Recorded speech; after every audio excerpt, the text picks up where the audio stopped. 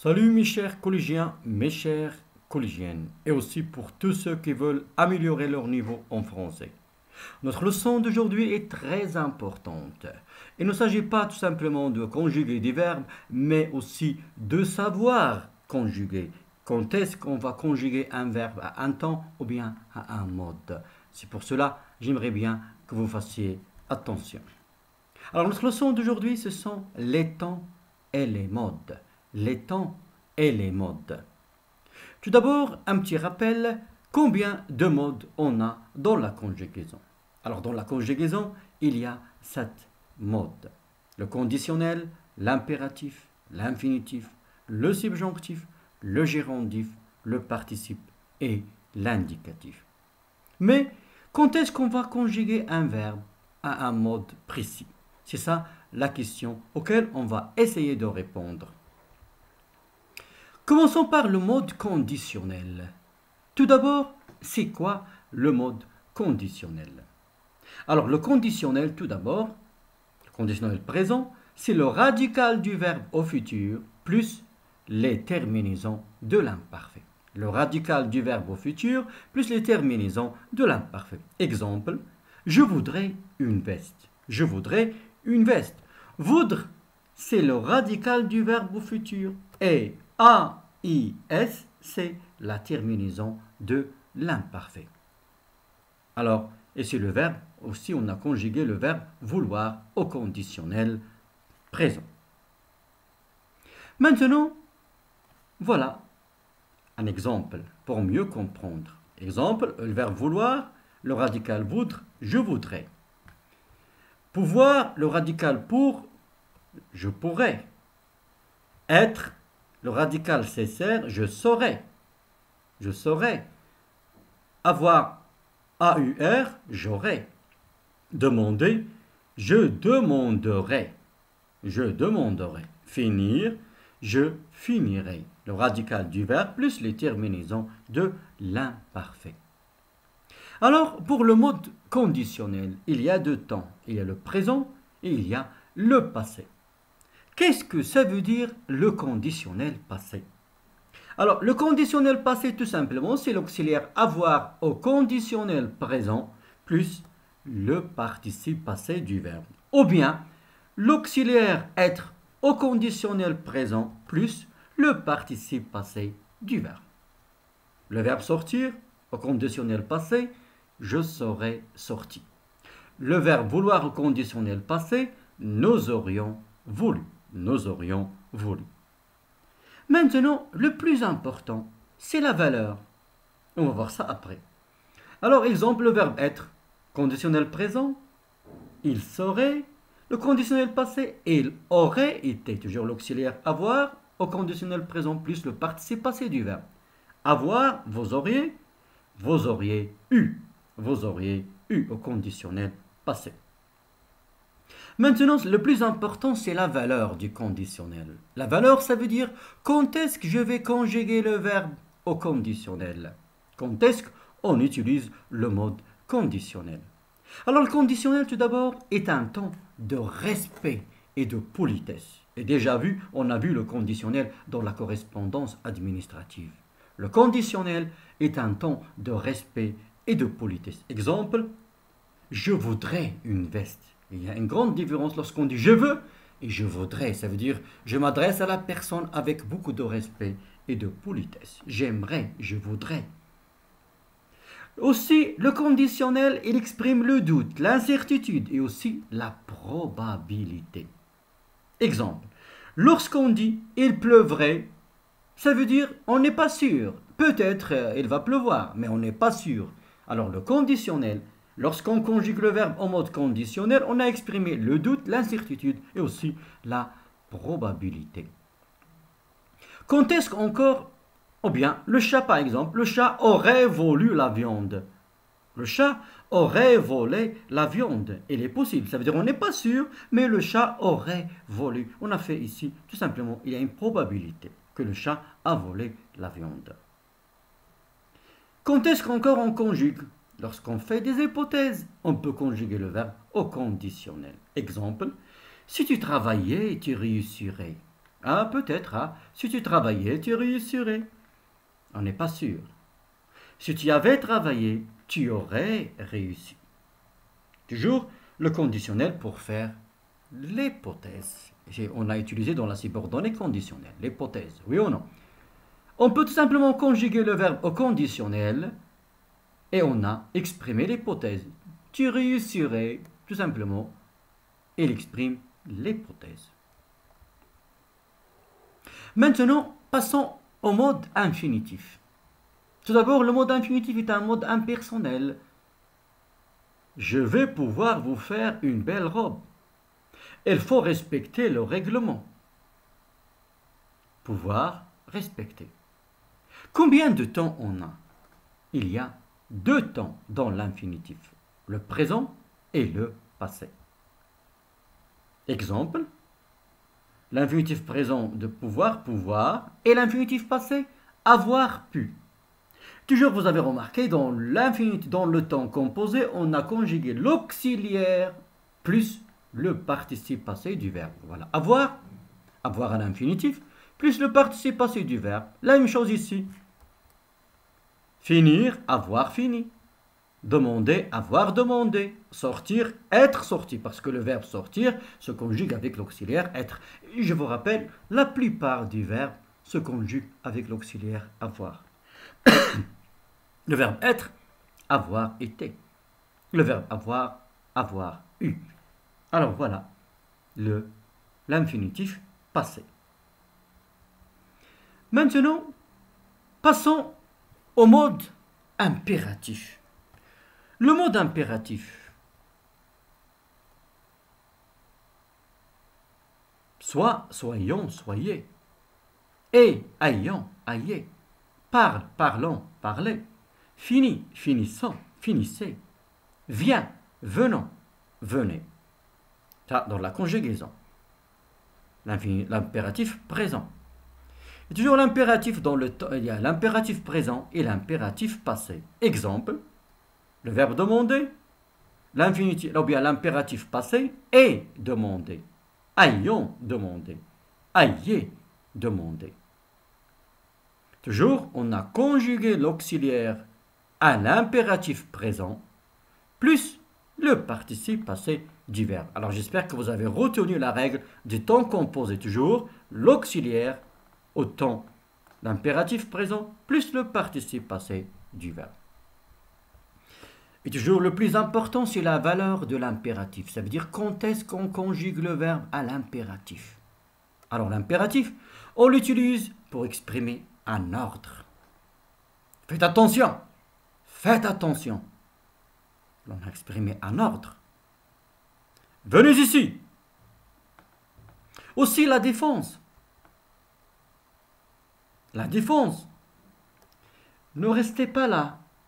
Ne mangez pas trop de viande. On a exprimé la défense.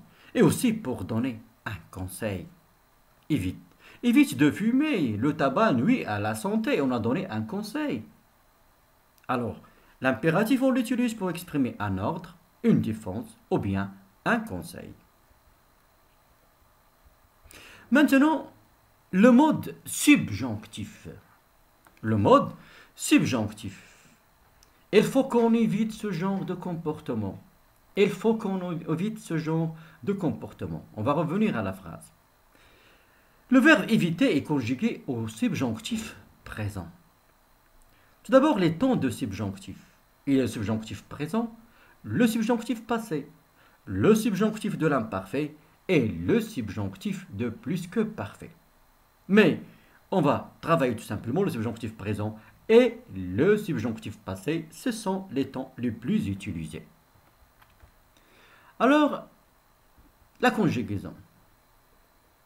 Exemple, le subjonctif présent du verbe être. Que je sois, que tu sois, qu'il soit, que nous soyons, que vous soyez, qu'il soit. Avoir, que j'ai, que tu aies, qu'il ait, que nous ayons, que vous ayez, qu'il ait. Le verbe sortir, que je sorte, que tu sortes, qu'il sorte, que nous sortions, que vous sortiez, qu'il sorte. Demander, que je demande, que tu demandes, qu'il demande, que nous demandions, que vous demandiez, qu'il demande. Le passé maintenant. Le subjonctif passé, toujours l'auxiliaire être ou bien avoir au subjonctif présent, plus le participe passé du verbe.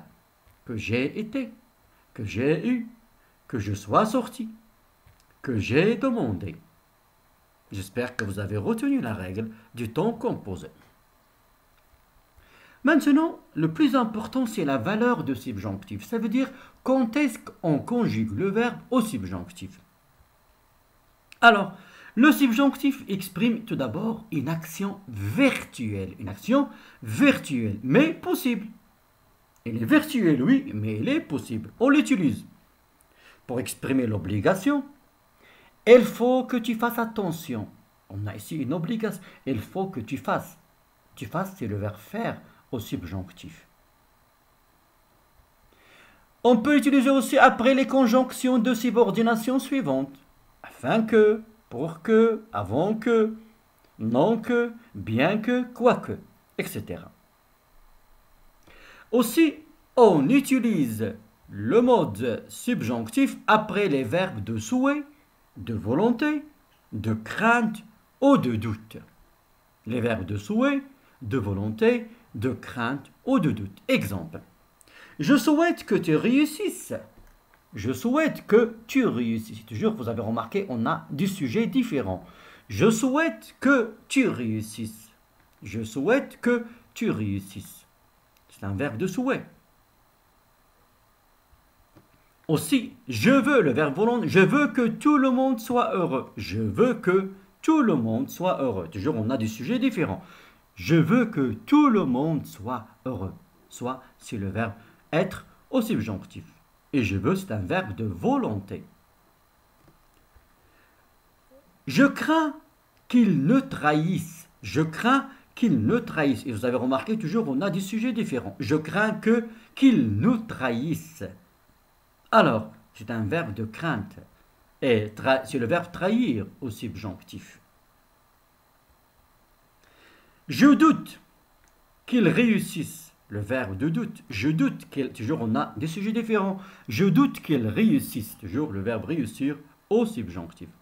J'aimerais bien que tu sois avec moi. Toujours, des sujets différents. J'aimerais bien que tu sois avec moi. Le verbe être au subjonctif. Alors, après les verbes de souhait, de volonté, de crainte, de doute, on va conjuguer les verbes au subjonctif. Passons maintenant au mode gérondif. Le mode gérondif. En mangeant trop, tu es devenu gros.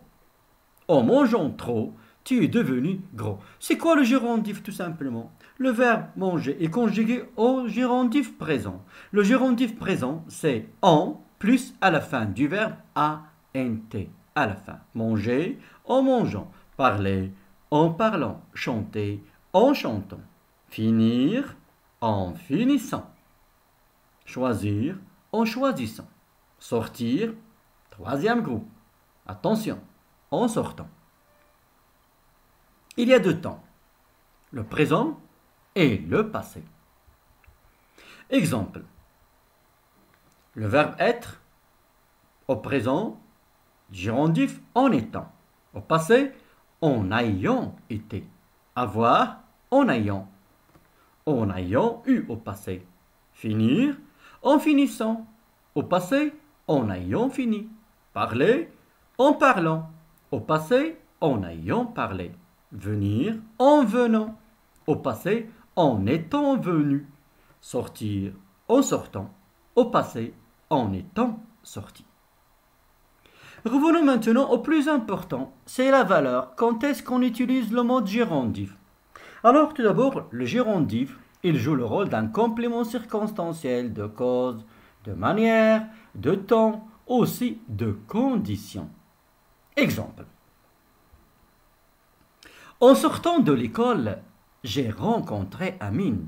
En sortant de l'école, j'ai rencontré Amine. Quand est-ce que j'ai rencontré Amine?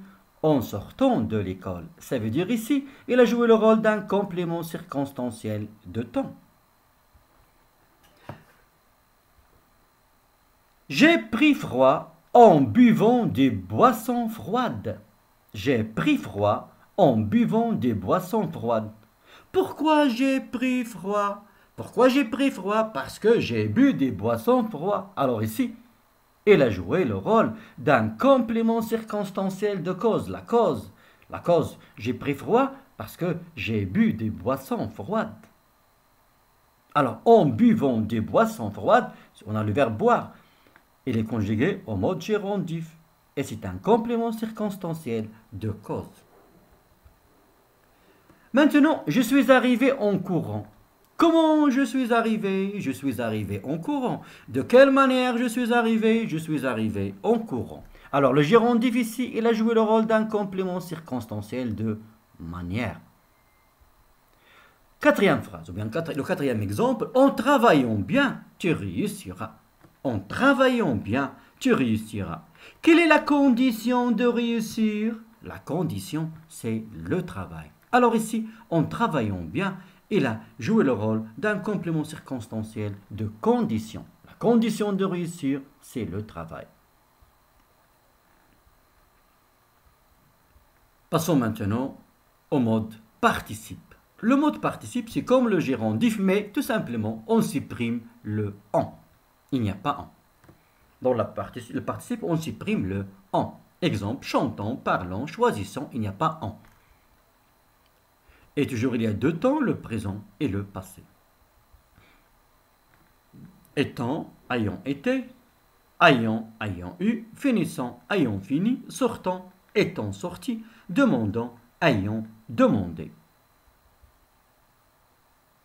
Le mode indicatif est le plus utilisé.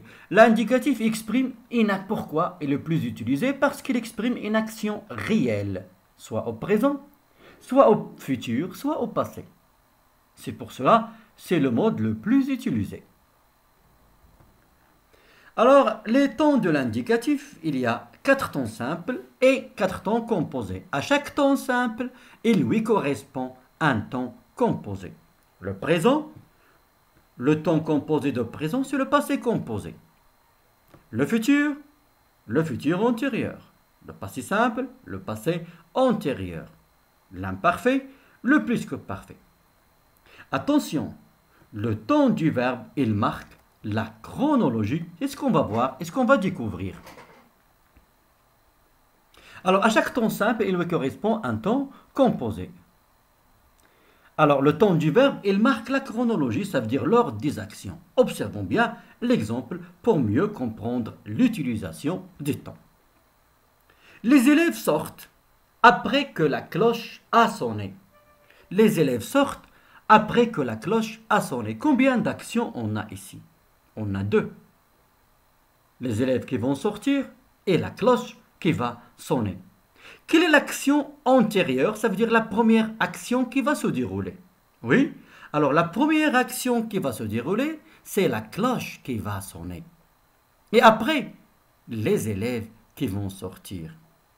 C'est pour cela, le passé composé avant le présent. L'action qui va être au passé composé, elle est avant l'action qui va être au présent.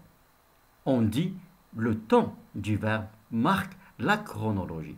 Les élèves sortent après que la cloche a sonné. Ça veut dire que c'est la cloche qui va sonner au début et après, les élèves, ils vont sortir.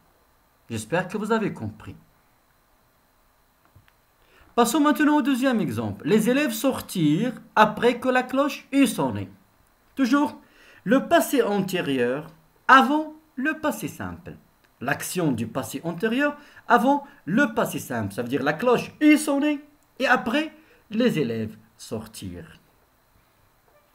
La même chose. Les élèves sortiront après que la cloche aura sonné. Même dans le futur, il y a la chronologie. C'est la cloche qui aura sonné avant et après, les élèves sortiront. Toujours, le temps du verbe marque la chronologie. La même chose avec l'imparfait et le plus que parfait. Les élèves sortaient après que la cloche avait sonné. Toujours l'action antérieure, c'est la cloche qui avait sonné. Et après, les élèves sortaient. Alors j'espère que vous avez compris que le temps du verbe marque la chronologie. Et aussi que vous avez compris qu'est-ce que ça veut dire le temps composé de chaque temps. Le présent, le temps composé, c'est le passé composé. Pourquoi? Regardez bien, dans le passé composé, on a conjugué l'auxiliaire au présent. Dans le passé simple, on a conjugué l'auxiliaire. Dans le passé antérieur, on a conjugué l'auxiliaire au passé simple. Dans le futur antérieur, on a conjugué l'auxiliaire au futur. Et dans le plus que parfait, on a conjugué l'auxiliaire à l'imparfait.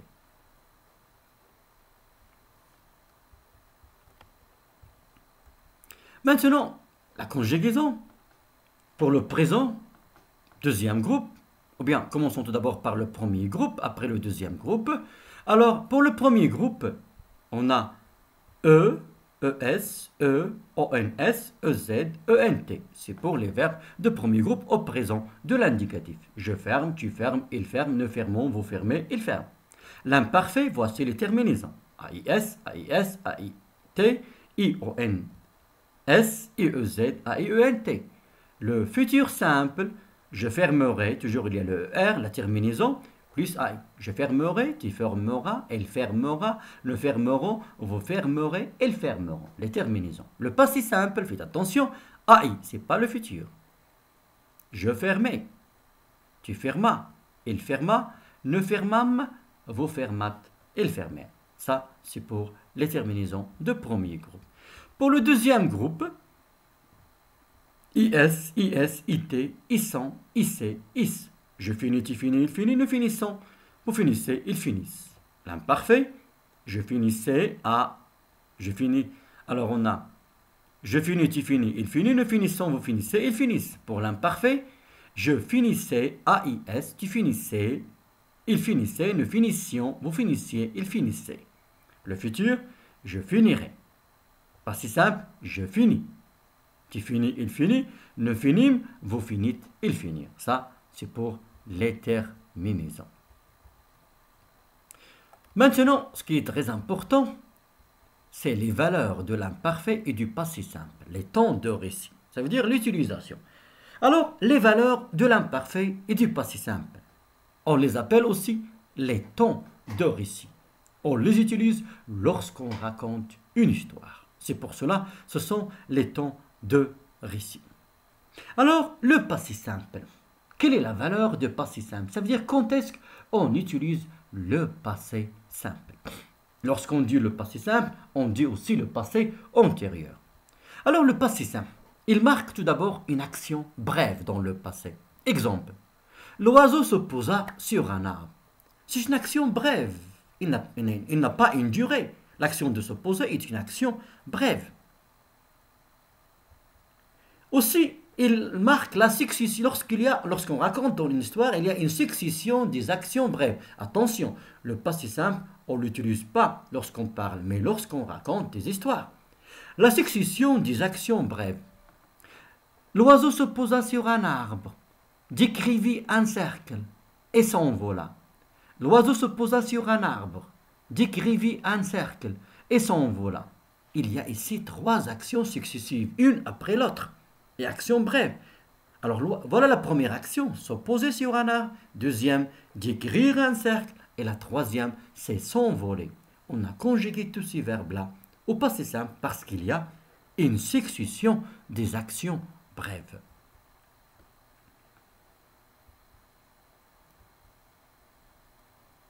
Maintenant, lorsqu'on a une action soudaine, exemple, soudain, j'entendis un bruit, quelque chose qui va arriver brusquement dans une histoire.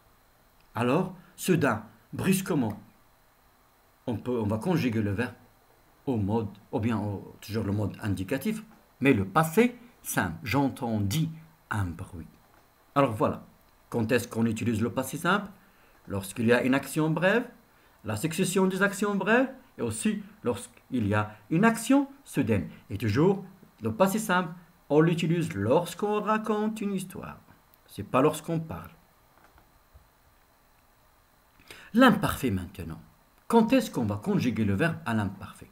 Tout d'abord, lorsqu'on fait la description. L'imparfait est un temps de description.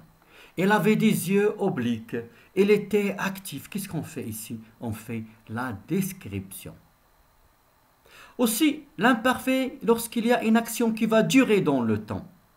Exemple, Je marchais. L'action de marcher est une action qui a une durée dans le temps. C'est pour cela que j'ai conjugué le verbe marcher à l'imparfait.